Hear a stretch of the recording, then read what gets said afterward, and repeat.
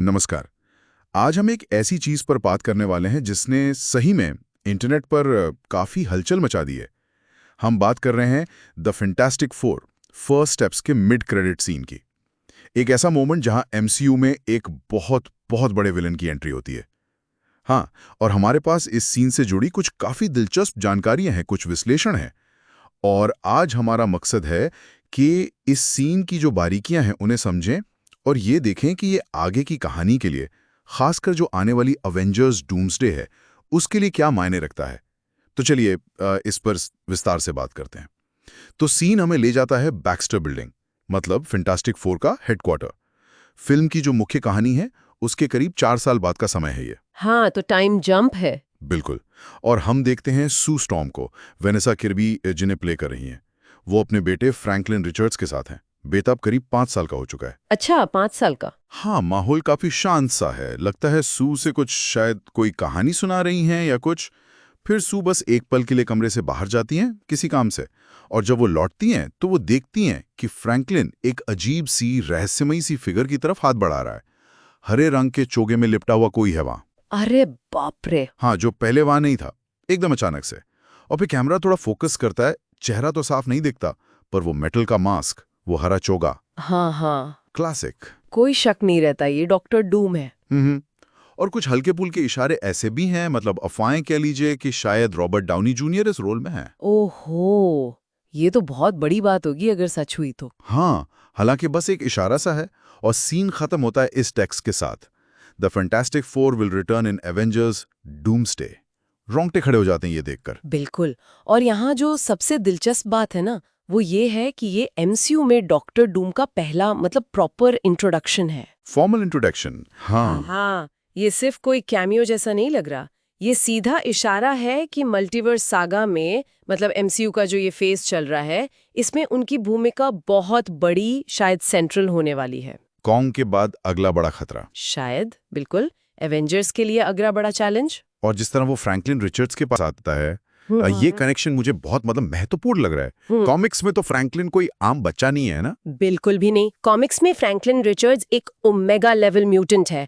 मतलब उसके पास रियलिटी को, वास्तविकता को बदलने की लगभग अनलिमिटेड पावर्स हैं। ओह, अनलिमिटेड। हाँ, सोचिए जरा, एक ऐसा कैरेक्टर जो यूनिवर्स के ताने बाने को बदल सकता है, ये post Wanda, post multiverse saga के दौर में बहुत मायने रखता है। सही बात है। तो डूम का फ्रैंकलिन में इंटरेस्ट लेना, सबसे सीधा मतलब तो यही लगता है कि वो इन शक्तियों पर कब्जा करना चाहता है, उन्हें इस्तेमाल करना चाहता है। लेकिन क्या ये इतना सिंपल होगा? मेरा मतलब है, डॉक्टर डूम के इरादे तो हमेशा बड़े कॉम्प्लेक्स होते हैं। हाँ, यही तो बड़ा सवाल है।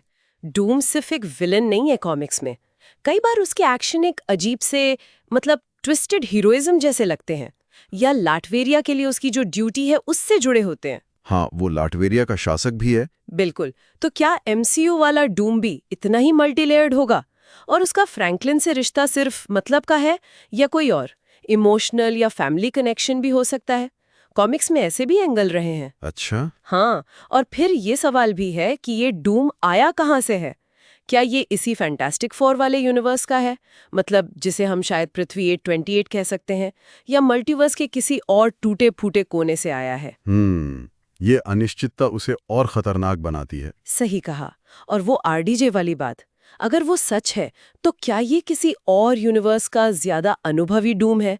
ये सब अटकलें सीन को और भी, मतलब, इंट्रीगिंग बना देती हैं। और सीन का एंड सीधे अवेंजर्स डूम्सडे से लिंक, ये तो साफ है कि ये कोई छोटा मोटा सेटअप नहीं है। हाँ, ये कनेक्शन बहुत ही क्लियर है। ये लगभग कंफर्म करता है कि डॉक्टर डूम अवेंजर्स डूम्सडे का मेन विलेन होगा। ओह। और फैंटास्टिक फोर की कहानी सीधे उस फिल्म में कंटिन्यू होगी। ये सीन सिर्फ डूम का परिचय नहीं है, ये आने वाले बहुत बड़े क्लैश की नींव रख रहा है। तो अगर हम इस सबको समेटें, तो इस सीन का बड़ा मतलब क्या निकलता है? क्या ये बस इतना है कि एमसीयू को अपना अगला बड़ा बुरा मिल गया? हाँ, वो तो है, लेकिन मुझे लगता है ये उससे भी ज्यादा है। अगर हम इसे बड़ी पिक्चर में देखें, तो ये सीन डॉक्टर डूम को एक पावरफुल और मिस्टीरियस थ्रेट के तौर पर तो एस्टैब्लिश करता ही है, पर साथ ही ये फ्रैंकलिन रिचर्ड्स की पावर्स को कहानी के बिल्कुल सेंटर में ला रहा है। अच्छा, फ्रैंकलिन पे भी फोकस रहेगा। मुझे ऐसा लगता है ये सिर्फ एक विलन का इंट्रोडक्शन नहीं है, बल्कि एक ऐसी कहानी की शुरुआत है जो आने वाली फिल्मों की दिशा तय कर सकती है। मतलब डूम्सडे और शायद उसके आगे भी फ्रैंकलिन की शक्तियां वो खुद डूम्सडे का कारण बन सकती हैं या शायद उसे रोकने का जरिया भी। अरे वाह, ये तो काफी गहरा एंगल है। बिल्कुल। तो संक्षेप में कहें तो the fantastic four first steps का मिड क्रेडिट सीन एमसीयू में डॉक्टर डूम की एक धमाकेदार एंट्री है, फ्रैंकलिन रिचर्ड्स के साथ उसके रहस्यमय कनेक्शन की तरफ इशारा करता है और सीधे सीधे एवेंजर्स डूम्सडे के लिए स्टेज सेट करता है। एकदम सही। और एक आखिरी विचार श्रोताओं के लिए छोड़ जाते हैं सोचने को। हाँ जरूर। डॉक्टर डूम जैसा जीनियस जिसके पास जादू भी है और टेक्नोलॉजी भी, वो फ्रैंकलिन रिचर्ड्स जैसे एक छोटे बच्चे में इतनी गहरी दिलचस्पी क्यों ले रहा है? या फिर इसके पीछे कोई और गहरा, शायद कोई पर्सनल, कोई दर्दनाक कारण छिपा हो सकता है जिसका खुलासा हमें बाद में चौंका देगा। और ये फैक्ट कि हमें पता नहीं वो किस रियलिटी से है, क्या ये उसे और भी अनप्रिडिक्टेबल और खतरनाक नहीं बना देता?